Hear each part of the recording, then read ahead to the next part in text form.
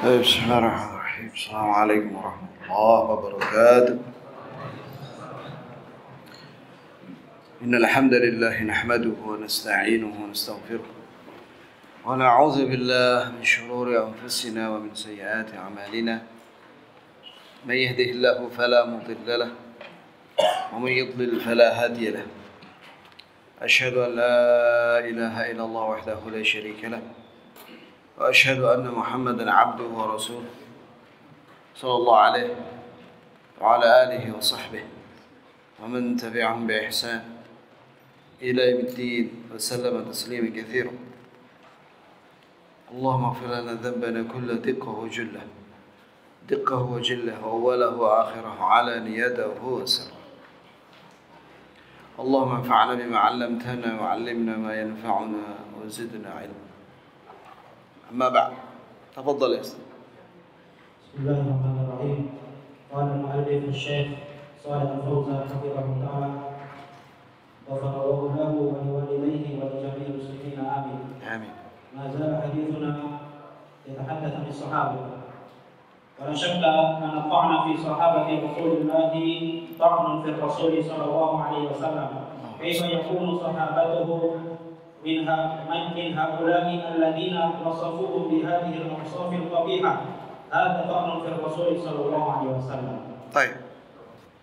Maka barang siapa yang mencela para sahabat Rasulullah sallallahu alaihi wasallam, maka itu sama saja dengan mencela Nabi sallallahu alaihi wasallam. Sebab para sahabat itu adalah muridnya Nabi Muhammad sallallahu alaihi wasallam. Ketika muridnya Nabi disifati dengan sifat yang jelek, maka otomatis mereka mencela Rasulullah sallallahu alaihi wasallam. Itulah bahaya mencela para sahabat. Dan di zaman sekarang ini ya ikhwani, Allah musta'an, orang Syiah Rafidhah banyak. Mereka punya negara, mereka punya tentara, mereka punya senjata, dan mereka sekarang ini lagi perang, ya, untuk menarik simpati kaum muslimin, seolah-olah mereka al-haq. Allah ini sanawat khadda'at, sebagaimana disampaikan Nabi SAW. Tahun-tahun yang penuh dengan tipuan. Maka kita jangan tertipu.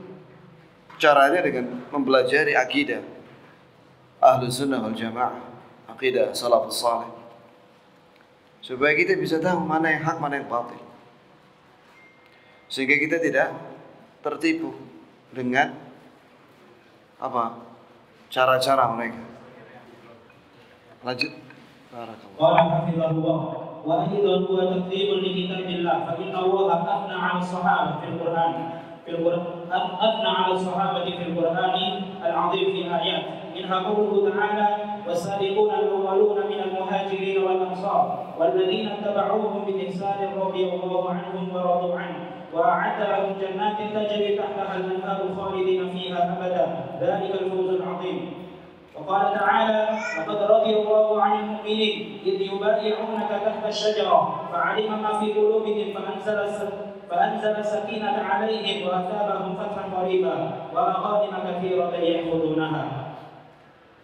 وقال تعالى: محمد رسول الله والذين معه أشداء على الكفار رحماء بينهم تراهم ركعا سجدا يبتغون فضلا من الله ورضوانا سيماهم في وجوههم من أثر السجود ذلك مثلهم في التوراة، يعني صفتهم في التوراة، فهم مذكورون في التوراة كما ذكر نبيهم محمد صلى الله عليه وسلم. ومثلهم في الإنجيل الذي نزل على عيسى كزرع أخرج شطأه فآزره فاستغلظ فاستوى على سوقه يعجب الزراع ليغيظ بهم الكفار. فدل على أنه لا يقتاد من صحابة رسول الله ولا يبغضهم إلا كافر لقوله تعالى ليغيظ بهم الكفار، فهذه هي علامة الكفر، فبغض صحابة رسول الله كفر ونفاق والعياذ بالله.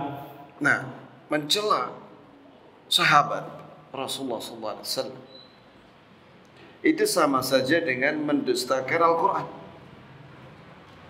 Sebab Allah Azza wa Jalla memuji dan menyanjung para sahabat dan meridhai mereka dalam beberapa ayat. Di antaranya dalam surat At-Taubah ayat 100. As-sabiqun al-awwalun, para pendahulu yang pertama, minal muhajirin wal ansar, dari para kalangan muhajirin, para sahabat yang hijrah ke Madinah, wal ansar, dan para sahabat ansar yang menolong muhajirin dan menolong Rasulullah tentunya sallallahu alaihi wasallam. Kemudian walladzina taba'uhum bi ihsan, dan orang-orang yang mengikuti sahabat muhajirin wal ansar dan ansar dalam beragama dengan baik, maka Allah ridha dengan mereka dan mereka ridha, senang dengan apa yang Allah beri kepada mereka dari keridhaan dan kemuliaan dunia akhirat.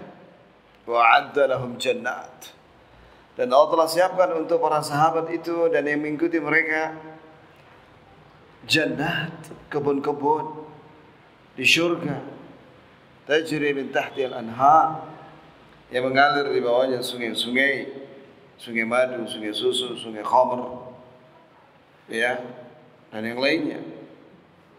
Khalidina fiha abadan, mereka kekal di dalam syurga itu selama-lamanya. Dzalikal fawzul 'adzim, itu merupakan kesuksesan yang agung. Ayat ini jelas menunjukkan bahwa Allah ridha kepada para sahabat. Jika mereka mencela sahabat, berarti mereka mendustakan ayat ini. At-Taubah ayat 100. Sekarang surat Al-Fatih ayat 18 dan setelahnya. Laqad radiyallahu, Allah telah ridha, meridai 'anil mu'minin, kepada kaum mukminin. Siapa mukminin ketika turun ayat ini?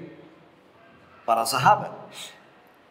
Idh yubayi'unaka tahta asy-syajarah, ketika mereka berbaiat kepadamu wahai Nabi di bawah pohon. Kapan itu?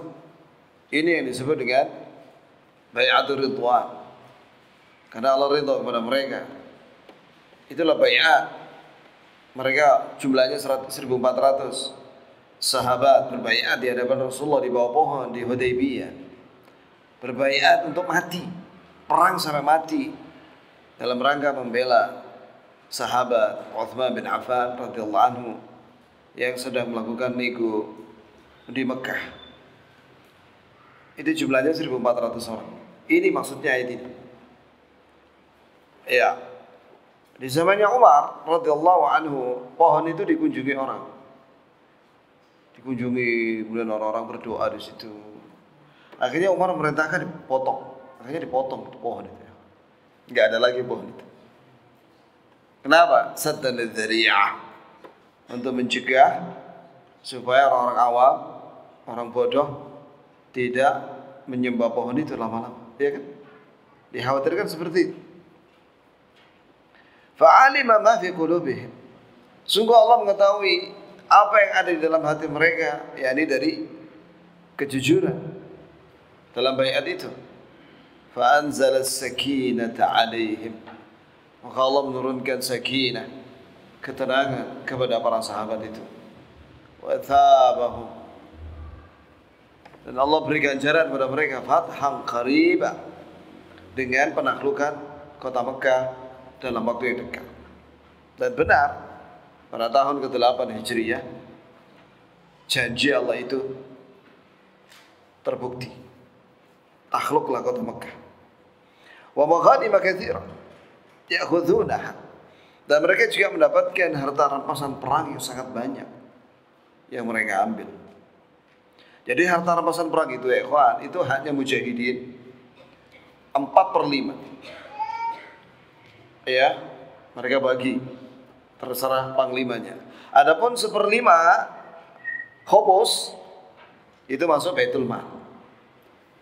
1/5-nya masuk Baitul Mal. Ya, ini ayat yang menunjukkan bahwa Allah ridha kepada para sahabat yang berbaiat di bawah pohon. Itu yang disebut dengan baiatul ridwan. Nah, sekarang ayat yang berikut yang ketiga, yaitu surah Al-Fatih ayat 29. Muhammadur Rasulullah. Muhammad adalah utusan Allah. Walladzina ma'ahu. Sebentar, kata ulama apabila menyebut nama Rasulullah, yang pertama ucapkan salawat sallallahu alaihi wasallam. Yang kedua, apabila disebut kalimat Rasulullah, Nabi kita adalah Rasulullah, maka para ulama menambahi ada keterangan la yukadzab, yang tidak boleh didustakan. Walladzina ma'ahu, sedangkan orang-orang bersama dia. Siapa orang-orang bersama dia semasa hidupnya? Para sahabat. Asyidda'al kufar, tegas terhadap orang kafir. Ruhama bainahum, mereka saling mengasihi, saling menyayangi di antara mereka, di antara kaum muslimin, di antara para sahabat. Tarahum ruk'an sujada, kau melihat mereka itu, para sahabat itu orang-orang yang rajin salat, ini rukuk dan sujud, wajib atau sunnah.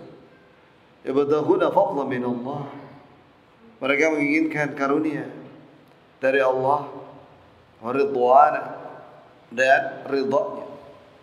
Jadi para sahabat itu orang-orang yang rajin salat berjamaah dan orang-orang yang ikhlas. Mereka orang-orang yang benar niatnya, hanya mengharapkan ridha Allah semata. Simahum fi wujuhihim min athari sujud, tanda-tanda mereka di wajah mereka dari bekas sujud, yakni khusyuk, tenang, dan tumaknina, tenang. Bukan tanda, maksud di situ adalah tanda hitam di jidat, bukan ya. Tapi tanda orang yang sujud itu adalah ketenangan di wajahnya, cahaya di wajahnya. Walaupun dia kulitnya hitam, tapi masya Allah, karena wudhu dan salat itu, sehingga wajahnya berseri-seri, seperti wajah orang yang gembira. Itulah wajahnya para sahabat. Dzalika mathaluhum fit Taurah. Itulah permisalan para sahabat itu disebutkan dalam kitab Taurat. Itu kitab yang Allah turunkan kepada Nabi Musa alaihissalam.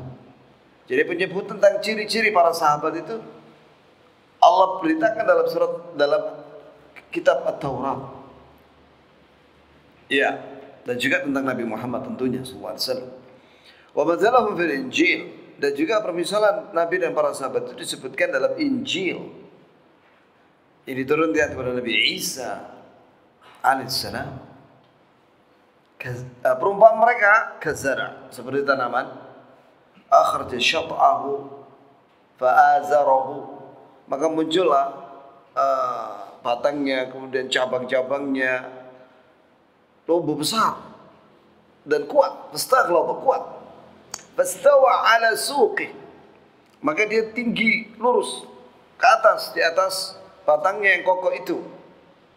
Ya'jibu zurra, yang menakjubkan orang yang menanamnya. Liyaghidha bihimul kuffar, agar orang-orang kafir marah dengan para sahabat. Di sini ada pelajaran penting ya jemaah, bahwa dalam Al-Quran itu ada namanya amthal, permisalan atau tashbih, penyerupakan. Allah Azza wa Jalla menyerupakan para sahabat itu seperti tanaman yang tinggi, besar, kokoh, kuat. Akarnya kuat, batangnya juga kuat. Ya, apa persamaannya dengan para sahabat? Ya, akidahnya kokoh. Ya, amalnya juga banyak.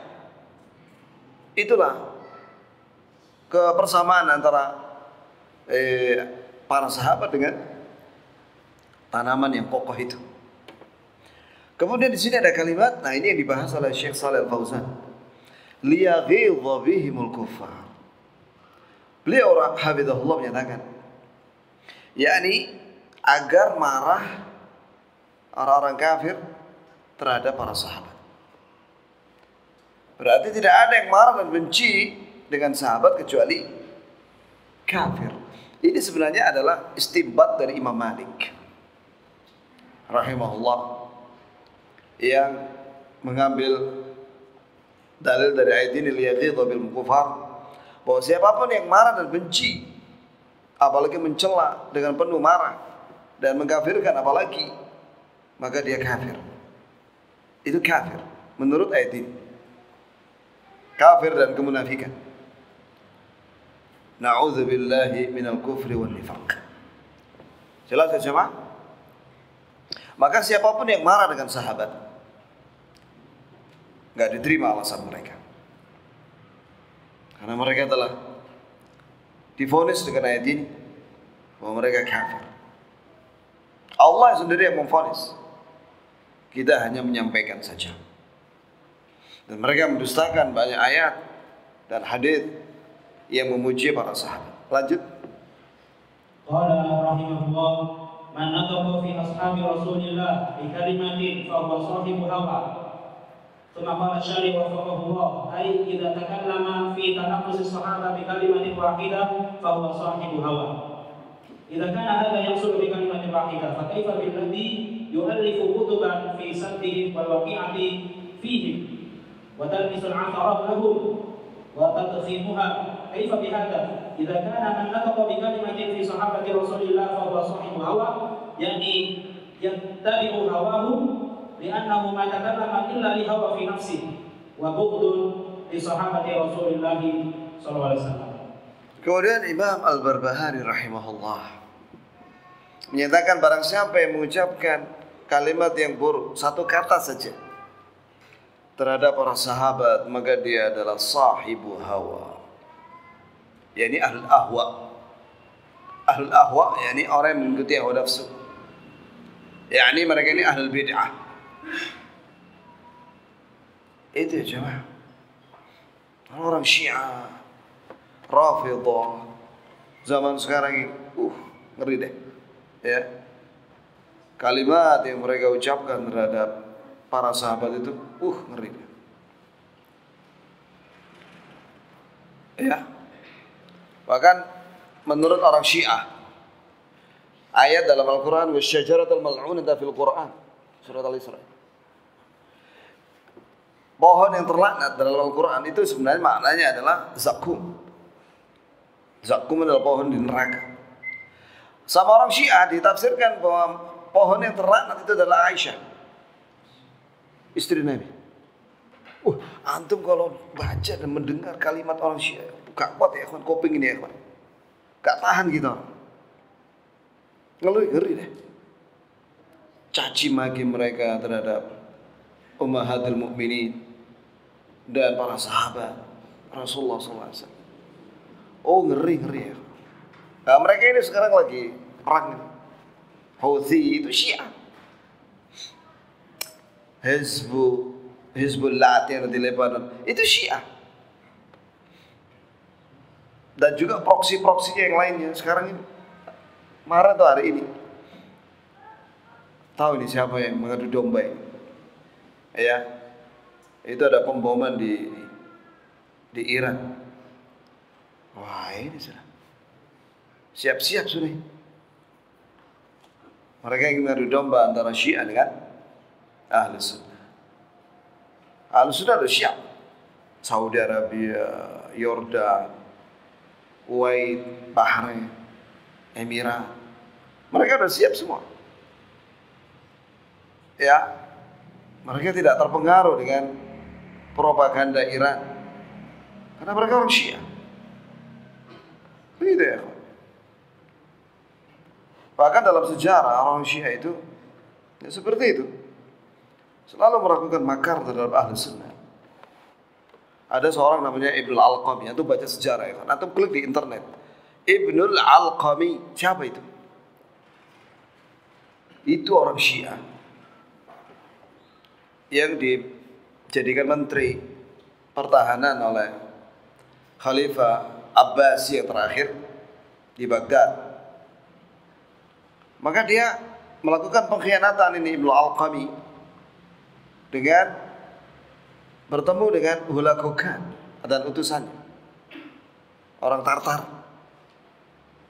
agar dia menyerang Baghdad dalam kondisi lengah. Maka dia kirim pasukan yang ada di Baghdad ke perbatasan, sedangkan pasukan yang ada di Baghdad dilucuti sama Ibnu Alqami. Dia Menteri Pertahanan. Pada satu malam, maka pasukan Tartar yang dipimpin oleh Hulagu Khan menyerang Baghdad. Antum tahu itu peristiwa tercatat dalam sejarah. Berapa yang mati ya? Ada yang bilang 1,7 juta muslim dibantai sama Tartar atas pengkhianatan yang dilakukan orang Syiah. Ya. Bahkan waktu itu Khalifah juga dihukum mati dan keluarganya semua. Sampai sungai Dajlah yang ada di Baghdad menjadi merah. Saking banyaknya darah yang ditumpahkan di sungai itu. Buku-buku perpustakaan dibakar. Masjid-masjid dijadikan kandang kuda oleh pasukan Tartar. Itu fakta sejarah. Tidak boleh umat Islam melupakan itu. Maka antum jangan terkecoh dengan gaya-gayanya orang Syiah. Ya, jadi korban warga Gaza. Gaza jadi korban. 2 juta lebih mengungsi. Yang tercatat 21.000 orang yang dibunuh sama Yahudi. Masa begitu perangnya? Satu wilayah besar, Gaza, terusir. Kasihan mereka ya. Ya, kita orang bersama warga Gaza. Muslimun, ahlu sunnah mereka. Mereka tidak senang dengan Syiah. Hanya yang nggak suka, cuma nggak berani ngomong. Takut itu, ya. Itu yang terjadi. Antum harus tahu itu ya. Baik. Kemudian dikatakan di sini, apabila mengatakan satu kata mencela sahabat, itu sudah termasuk ahlul ahwa, yakni ahlul bid'ah. Bagaimana kalau seorang mengarang satu buku isinya caci maki dan pengkafiran terhadap para sahabat? Watalammas al-atharat lahum. Mereka mencari-cari kesalahan para sahabat dan membesar-besarkannya. Apalagi itu zindik, murtad. Zindik itu murtad. Jika seorang berbicara mengucapkan satu kata terhadap para sahabat dengan buruk, dia adalah ahlul ahwa, yakni mengikuti hawa nafsu. Ya, sebab dia tidak berbicara kecuali dengan hawa nafsu dan kebencian terhadap para sahabat Rasulullah sallallahu alaihi wasallam. Lanjut ya. Faslun jadid. Qala al-Imam al-Barbahari rahimahullah, was-sam'u wat-ta'atu lil-a'immati fima yuhibbu Allah wa yarda, wa man waliya al-khilafata bi ijma'in nasi 'alaihi wa ridahum bihi fa huwa amirul mu'minin. La yahillu li ahadin an yabita laylatan wa la yara anna laysa 'alaihi imam, barran kana aw fajiran. ثم قال الشارع وفقه الله من أصول أهل السنة والجماعة المبنية على كتاب الله وسنة الرسول صلى الله عليه وسلم السمع والطاعة لولاة أمور المسلمين. قال تعالى يا أيها الذين آمنوا أطيعوا الله وأطيعوا الرسول وأولي الأمر منكم يعني من المسلمين. وقال النبي صلى الله عليه وسلم أوصيكم بتقوى الله والسمع والطاعة وإن تأمر عليكم عبد، في رواية وإن تأمر عليكم عبد حبشي، وفي رواية عبد مجدد الأطراف يعني مقطع الرجلين واليدين، ما دام أنه ولي أمر تجب طاعته بالمعروف، فهذا من أصول العقيدة. والذي يخرج على أئمة المسلمين يكون من الضالين، إما أنه خارجي أو معتزلي أو صاحب نعمة باطلة تخالف سنة الرسول صلى الله عليه وسلم. Nah sekarang bab baru ya ikhwan, yaitu tentang kata penulis Imam Al-Barbahari rahimahullah, wajib mendengar dan taat kepada penguasa, pemimpin, ya, kaum muslimin, ulil amri. Kalau menurut tafsir nanti ulil amri itu ya ikhwan ada dua, yaitu umara wal ulama. Itu tafsir Ibnu Abbas. Ulil amri itu ada dua. Ada umara, ini penguasa. Ya, penguasa itu ya dimulai dari presiden, raja, perdana menteri, kemudian pembantu-pembantunya. Baik dari kalangan menteri-menteri maupun gubernur atau wali kota. Itu semua adalah ulil amri, penguasa. Kemudian ulama. Ulama di sini adalah ulama rabbaniyin, yang salihin, yang berfatwa berdasarkan Al-Quran Al-Karim dan Sunnah. Dan mereka orang yang terpercaya dalam beragama. Itulah ulama. Maka wajib mendengar dan taat kepada para pemimpin, yaitu umara dan ulama, fima yuhibbullah wa yarda, dengan apa yang dicintai dan diridhai. Berarti dalam hal yang ma'ruf. Ini taat kepada penguasa ya kawan, itu dalam hal yang ma'ruf. Ma'ruf itu apa? Definisinya yaitu semua yang baik menurut syariat Islam. Maka kita taat. Tapi kalau maksiat, tidak taat. Kemarin ada fatwa ya dari para ulama di Saudi Arabia mensikapi ajakan menteri, salah satu menteri hiburan, untuk menghadiri konser di Riyadh, konser musik. Maka ulama berfatwa tidak boleh taat kepada penguasa dalam hal yang maksiat. Iya, bukan diam mereka itu. Para ulama itu nggak diam ya kawan, menyampaikan, tapi dengan cara yang resmi. Begitu, dengan lemah lembut, dengan tenang, dengan bijak, dengan hikmah. Mereka ulama, orang-orang alim. Iya, sudah ada fatwanya itu, tersebar di medsos juga, bahwa taat kepada umara itu dalam hal yang baik saja, yang ma'ruf, bukan dalam hal maksiat. Maka barang siapa yang menjadi penguasa atau khilafah dengan kesepakatan manusia atasnya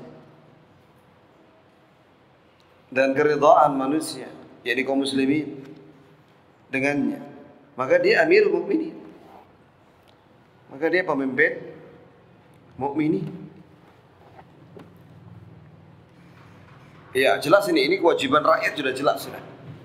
Taat kepada penguasa dalam hal yang ma'ruf dan bukan dalam hal maksiat, dan tidak boleh memberontak. Iya, itu keyakinan Ahlus Sunnah wal Jamaah.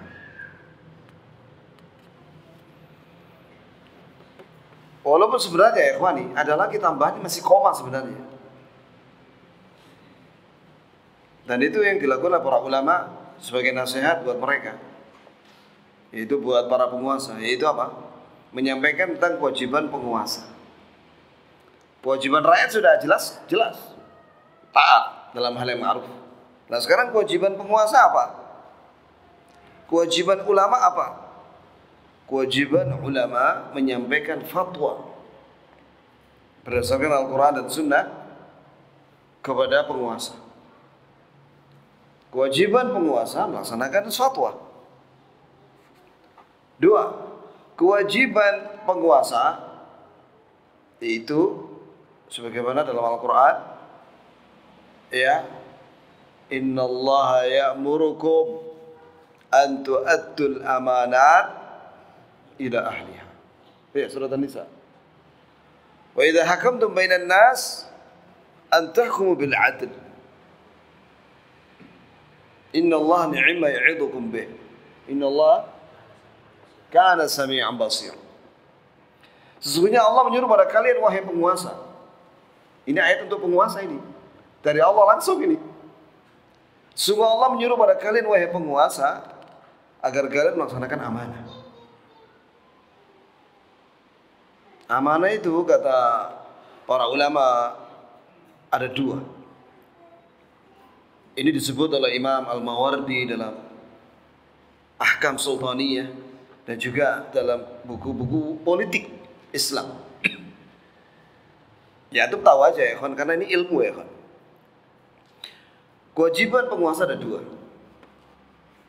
Yang pertama, iqamatuddin, menegakkan agama Islam. Ya, aqimuddin wala tatafarraqu fi. Tegakkanlah agama ini, jangan kalian bercerai-berai dalam. Yang kedua, siasatud dunia, mengatur dunia ini, mengatur kemakmuran dunia. Apakah itu disediakan listriknya yang nggak mati-mati, air yang nggak mati-mati. Ya, istilah kita kan mati ya kawan, maksudnya nggak mengalir kan mati. Jadi airnya ngalir terus, nggak pernah habis. Kemudian jalanan nggak ada yang bolong. Kemudian subsidi kesehatan, subsidi pendidikan dan seterusnya.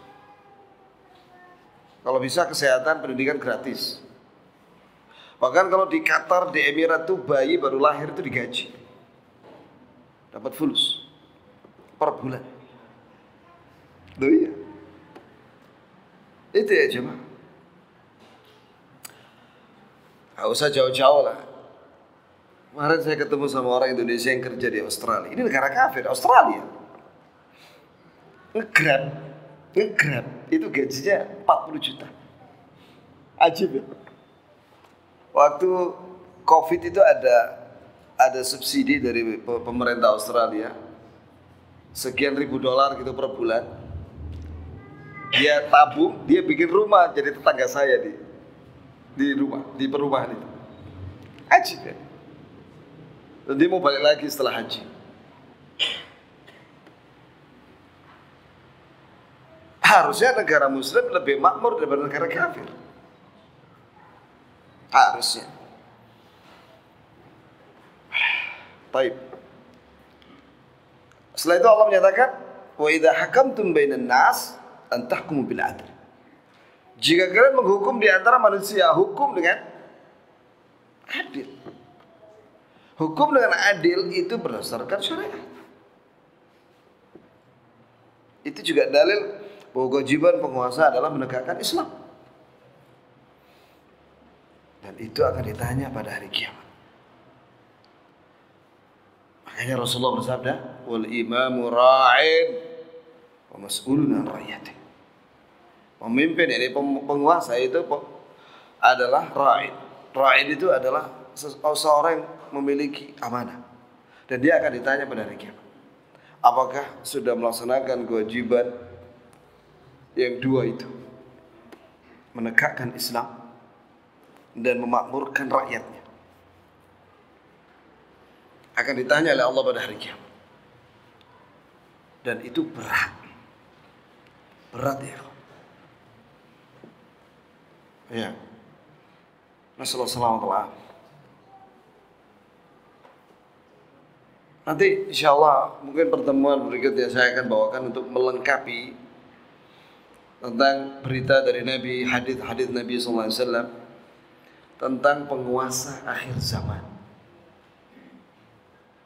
Tak bacakan aja dan diterangkan maknanya. Karena itu para ulama juga menjelaskannya. Yang namanya kebenaran tidak boleh ditutupi ya.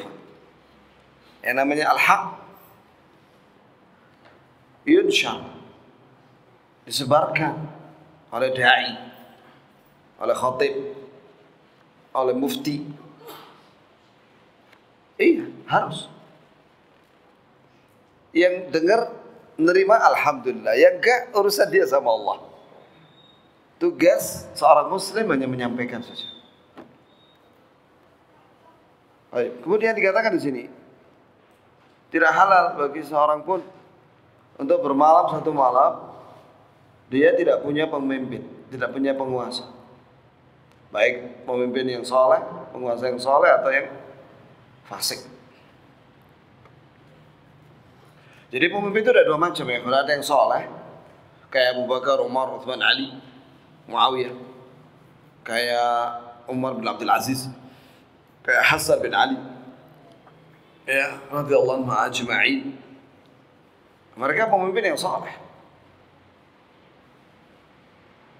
Nah, tapi ada juga yang fasik. Walaupun demikian, tetap tidak boleh memberontak. Kita taati dalam hal yang ma'ruf dan tidak mentaatinya dalam hal maksiat. Jadi jangan pakai dalil, lah itu pejabat kita, penguasa kita aja maksiat itu. Masa kita nggak boleh? Lah nggak boleh ya akhi. La ta'ata li makhluqin fi ma'siyatil khaliq.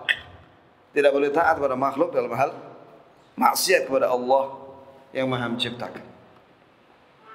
Kemudian kata Syekh Shalih Fauzan rahimahullah, hafizahullah, di antara prinsip akidah Ahlussunnah wal Jamaah adalah yang berdasarkan Al-Qur'an dan Sunnah Rasul sallallahu alaihi wasallam adalah mendengar dan taat kepada penguasa kaum muslimin dalam hal yang ma'ruf. Ya ayyuhalladzina amanu atii'u Allah wa atii'ur Rasul wa ulil amri minkum. An-Nisa 59. Dalilnya ini diantaranya, yaitu wahai orang yang beriman, taatlah kepada Allah dan taatlah kepada Rasulnya dan kepada penguasa kalian. Ulil amri itu ada dua, yaitu penguasa dan ulama dari kalian. Lanjut. Oh sudah tadi ya. Itu belum dibaca. Ayo sudah. Oh sudah. Minkum di sini ya, ini dari kaum muslimin. Coba perhatikan ya kawan, minkum ya ini dari kaum muslimin. Ya, ini pemimpin kalian yang kalian pilih itu dari kaum muslimin.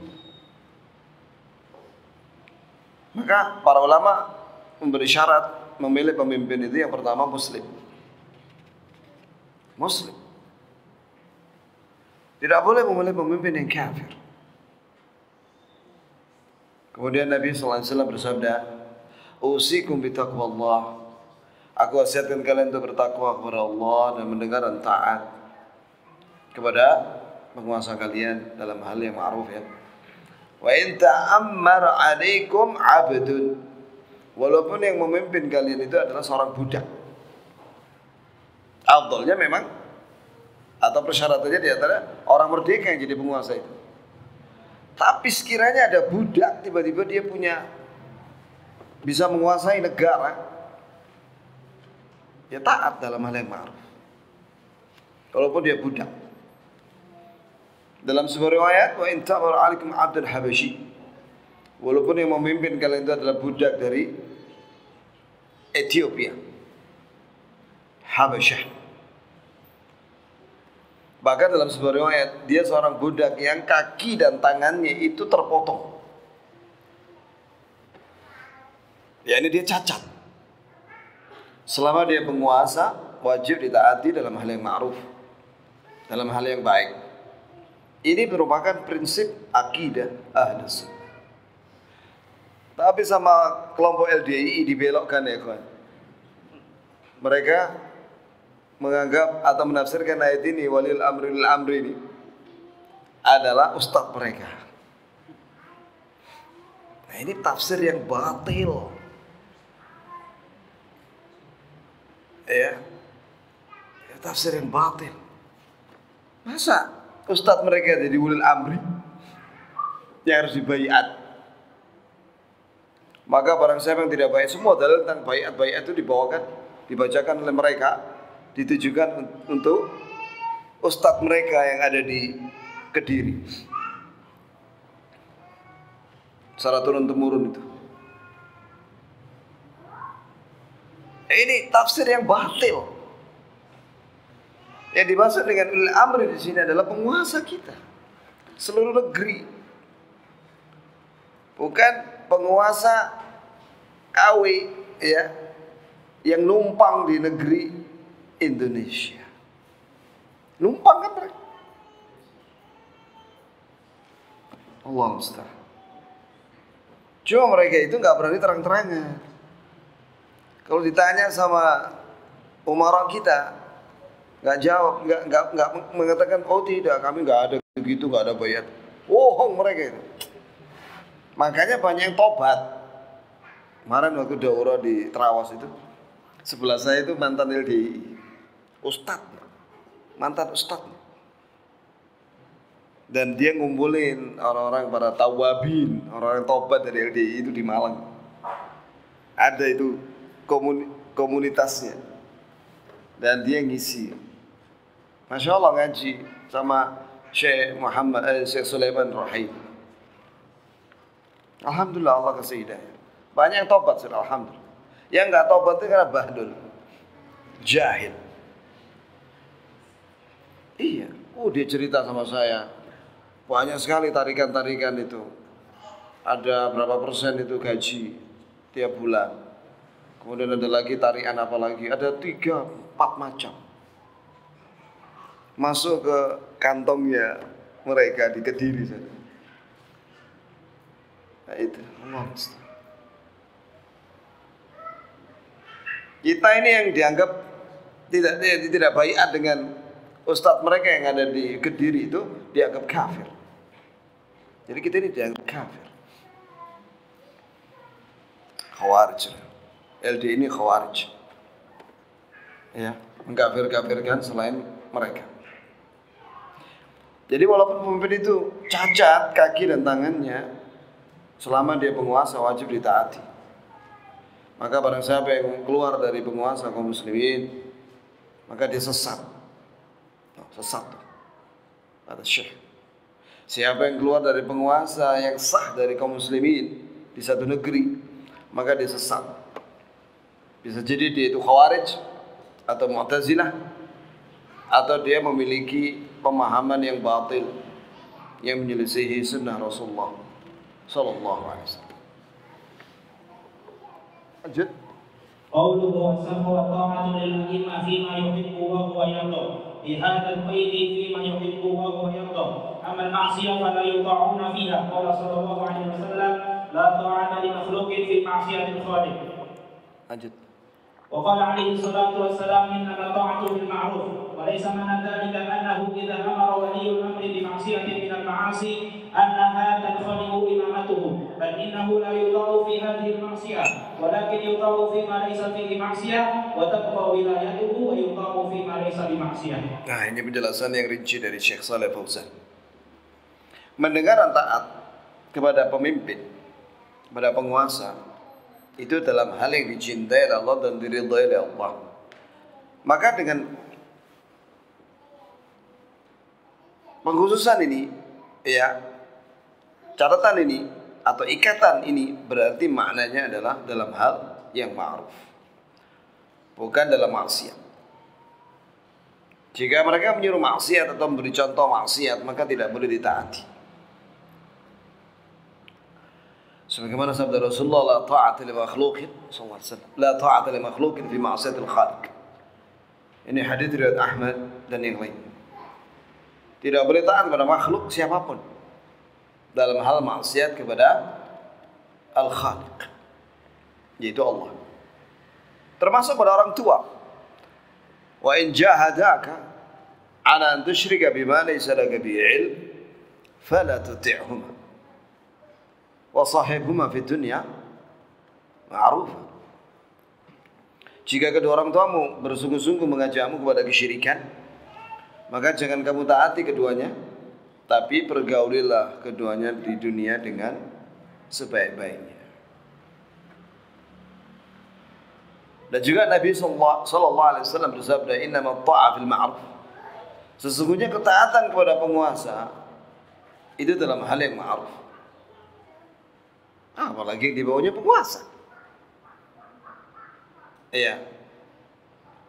Dengan topnya penguasa itu kita taat dalam hal yang ma'ruf. Apalagi yang di bawahnya, ya lebih mudah. Gitu loh ya kawan. Tapi bukan maknanya ayat di sini jika dia menyuruh kepada maksiat, kemudian kita memberontak dan menganggap tidak sah kekuasaannya. tetap sah. Cuman kita nggak taat dalam hal maksiat itu aja. Berarti kita masih taat dalam hal yang tidak maksiat. Sehingga kekuasaannya tetap ada dan ditaati dalam hal yang bukan maksiat. Lanjut. Qauluhu wa man waliya al-khilafata bi ijma'in nas 'alaihi wa ridahum bihi fa huwa amirul mu'minin. Hadha bayanu bima tan'aqidu bihi al-imamah.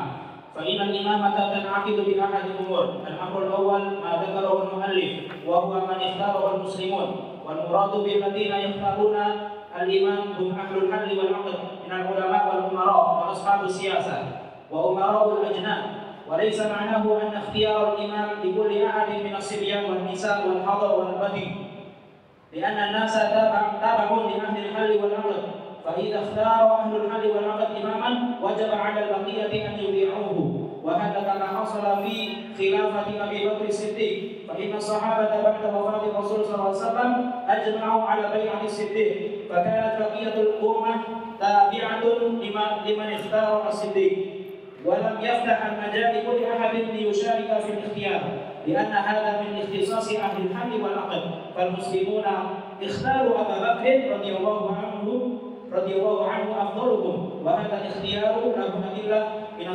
سنة الرسول صلى الله عليه وسلم. Allahumma shalli wa sallim alaihi.